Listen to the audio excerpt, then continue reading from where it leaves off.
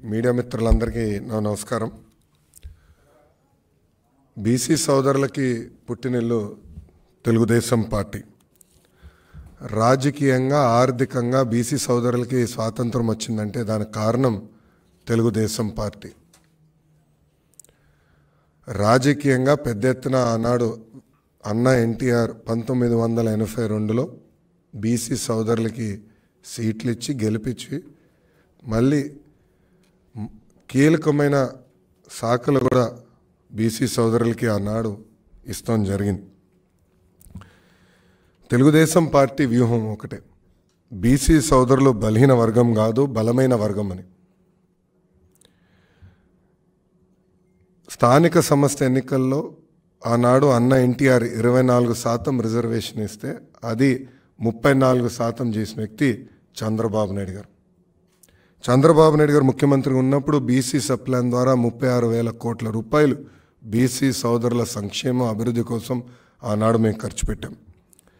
ఇంకో పక్కన కార్పొరేషన్ ద్వారా కూడా 3,000 కోట్ల రూపాయలు ఖర్చు పెట్టి 4,20,000 మందికి ఆనాడు రుణాలు అందించాం. ఆదరణ పథకం కింద 1,000 కోట్ల రూపాయలు మేము ఖర్చు పెట్టాం.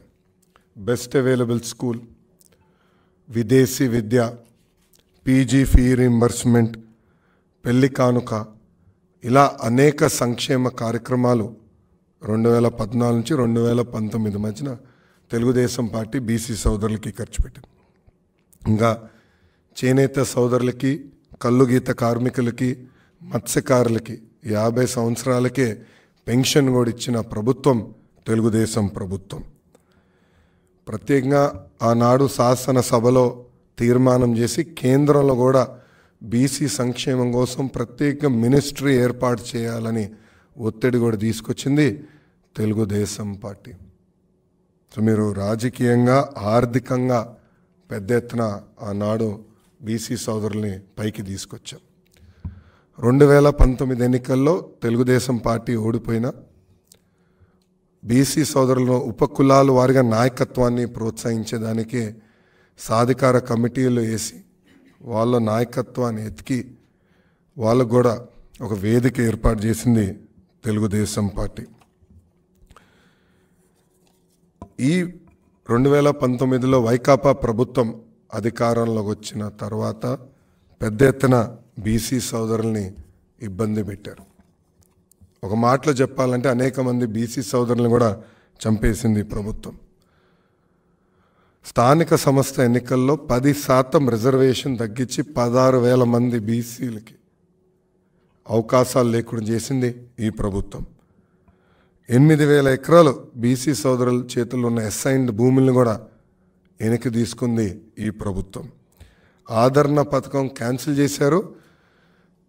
గత ప్రభుత్వం తీసుకున్న 10% డిపాజిట్ కూడా తిరిగి ఇవ్వలేదు ఈ ప్రభుత్వం. ఇది నేను చెప్తాం కాదు, లబ్ధిదారులు ఎవరికైతే ఆదరణ పథకం ద్వారా పనిముట్ల అందాల్సి ఉందో వాళ్ళు నేను పాదయాత్ర చేస్తున్నప్పుడు నన్ను కలిసి వాళ్ళు నాకు చెప్పారు. 56 కార్పొరేషన్లు ఏర్పాటు చేసుకున్నామని చెప్తున్నారు. నిధులు లేవు, విధులు లేవు. పాప ఆ కార్పొరేషన్ చైర్పర్సన్కి, డైరెక్టర్లకి జీతాలు ఇచ్చే పరిస్థితిలో ఈ ప్రభుత్వం లేనే లేదు. ఇంకా జియో 217 తీసుకొచ్చి మా మత్స్యకారుల వెనుముక్క కూడా విరగొట్టింది ఈ ప్రభుత్వం. ఇంకా యాప్కో కూడా డిఫంక్ట్ అయిపోయింది. సొసైటీలకి బకాయిలు పెట్టింది ప్రభుత్వం. పట్టు రైతులకి కనీసం సబ్సిడీ కూడా ఇచ్చే పరిస్థితిలో ఈ ప్రభుత్వం లేదు. ఇంకా బీసీ సోదరుల పైన పోరాడుతున్న, అంటే బీసీ సోదరుల తరపున పోరాడుతున్న తెలుగుదేశం పార్టీ బీసీ నాయకత్వం పైన కూడా అనేక కేసులు పెట్టారు. వేదికమైన పెద్దలందరిపైన కూడా కేసులు పెట్టారు. మీరు చూస్తే యనమల రామకృష్ణ గారు ఒక పెళ్లికి వెళ్ళినందుకు SC/ST కేసు పెట్టారు. అయ్యన్న పాత్రుడు గారి పైన ఏకంగా రేప్ కేసు పెట్టారు. ఇంకా కొల్లు రవీంద్ర గారిని, అచ్చెన్నాయుడు గారిని కూడా ఎలా ఇబ్బంది పెట్టారో ఆంధ్ర రాష్ట్ర ప్రజలు, ప్రత్యేకంగా మా బీసీ సోదరులందరూ చూశారు. ఒక మాటలో చెప్పాలంటే బీసీ సోదరుల ద్రోహి ఈ జగన్. అమర్నాథ్ గౌడ్ అన్న కుర్రోడు కేవలం వాళ్ళ అక్కని వైకాపా నాయకుల పిల్లలు ఏడిపిస్తున్నారని ఊరు పెద్దలకి వెళ్ళి చెప్పాడు. అది తెలుసుకున్న తర్వాత అమర్నాథ్ గౌడ్ చదువుకుంటున్న పుస్తకాల నుంచి కాగితాలు చింపి అతని నోట్లో కుక్కేసి బతుకుండగా కాలు చేతులు కట్టి పెట్రోల్ పోసి తగలబెట్టి చంపేసింది ఈ ప్రభుత్వం. ఆ కుటుంబాన్ని కనీసం పరామర్శించేదానికి ఈ ప్రభుత్వానికి మనసు రాల. ముఖ్యమంత్రి గారు వెళ్ళలేదు అక్కడికి.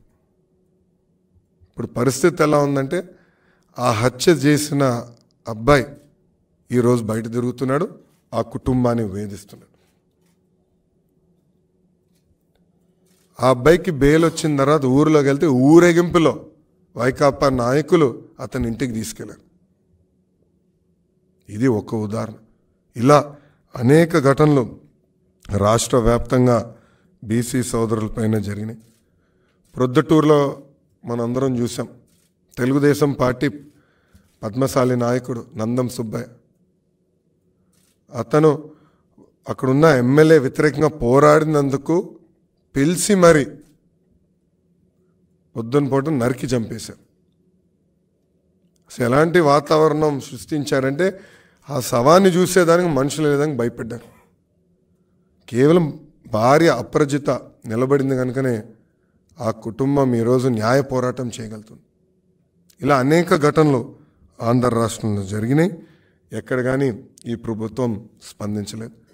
శ్రీకాళహస్తి నియోజకవర్గంలో నేను పాదయాత్ర చేస్తుంటే మునిరాజమ్మ అనే రజక మహిళ వచ్చి ఈ ప్రభుత్వం వ్యతిరేకంగా మాట్లాడినందుకు, వాయిస్ ఇచ్చినందుకు అక్కడున్న ఎమ్మెల్యే వెళ్ళి ఆమె షాప్ని ధ్వంసం చేశాడు. చివరికి అతని కాలు పట్టుకుంటే తప్ప నిన్ను నేను క్షమించానని చెప్పే పరిస్థితికి వచ్చాను. అంటే ఎంత అహంకారంగా ఏకపక్షంగా ఈ ప్రభుత్వం ప్రవర్తిస్తుందో ఇవన్నీ ఉదాహరణలు. కళ్ళు గీత కార్మికుల్ని గాలికి వదిలేశారు. గొర్రెలు మేకలు పెంపే మా బీసీ సోదరులకి ఎలాంటి సబ్సిడీలు రావట్లేదు. ఇంకా స్వర్ణకారులు కూడా పడుతున్న ఇబ్బందులు నేను స్వయంగా పాదయాత్రలో తెలుసుకుంటాం జరిగింది. అందుకే తెలుగుదేశం పార్టీ జైహో బీసీ పేరిట ఒక ప్రోగ్రాం పెట్టుకున్నామని నిర్ణయించుకున్నాం. అది ప్రధానంగా జనవరి 4వ తారీఖు నాడు లాంచ్ చేస్తాం. మా జాతీయ అధ్యక్షులు వారు శ్రీ నారా చంద్రబాబు నాయుడు గారి నాయకత్వంలో ఇక్కడ ఒక వర్క్షాప్ ఏర్పాటు చేసుకుని ఇక్కడ నుంచి ఫస్ట్ ఫేజ్ అన్ని పార్లమెంట్లు, నియోజకవర్గాలు, మండలాల వరకు వెళ్ళి మా బీసీ సోదరులకు చైతన్యం తీసుకొచ్చి అదేవిధంగా ఈ ప్రభుత్వం వల్ల వాళ్ళు ఎదుర్కొంటున్న కష్టాలు ఏంటని తెలుసుకుని అది మళ్ళీ పార్టీకి తెలియజేసే విధానం ఏర్పాటు చేసుకుంటాం. ఈ ప్రోగ్రాం అయిన తర్వాత స్టేట్ లెవెల్ అంటే బాబు గారు లాంచ్ చేసిన తర్వాత ఫీల్డ్కి వెళ్తారు.